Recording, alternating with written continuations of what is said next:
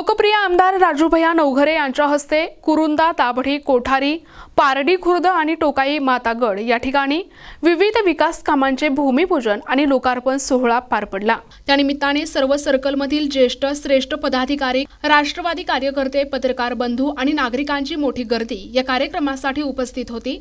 आमदार राजूभैया नवघरे यांच्या नेतृत्वाखालील या विकास कामांमुळे परिसरातील नागरिकांना मोठा दिलासा मिळणार आहे।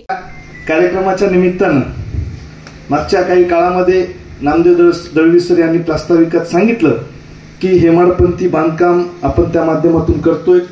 माझ्या इथले सगळेच लोकप्रतिनिधी आणि त्यांच्या सोबत या टोकाईगडासाठी ज्यांनी खूप मोठ्या प्रमाणावर कष्ट केले ते सगळेच कार्यकर्ते, हेमाडपंथी बांधकाम म्हणजे 300 वर्षापूर्वी झालेले बांधकाम आपण नव्याने आता त्याची काम सुरू करतोय आणि टोकाईगडावर कायमस्वरूपी देशाचा तिरंगा आणि भगवा ध्वजाच्या बाबतीमध्ये सुद्धा सर बोलले ते सुद्धा फडकवीत ठेवण्याचं काम हे निश्चित आपण भविष्यामध्ये करूया। आज आपण बघितलं असेल की या सभागृहाचं हेमाडपंथी बांधकाम असेल, परिसरामध्ये वृक्षारोपण 7550 वृक्ष, एचडीपी पाण्याची टाकी तुम्ही अगोदर सांगितलं होतं आणि पाण्याच्या टाकीसोबत पाईपलाईनचं काम हे या माध्यमातून खोदकाम, सोलिंग, M10 व M25 दर्जाचे कॉन्क्रीट, त्याच्यानंतर आरसीबी बीम आणि स्लॅब लिटर्स, डेकोरेटिव्ह 16 पूल आपण त्या मंदिरामध्ये उभं करतोय आणि जवळपास 18 नग त्या माध्यमातून आहेत।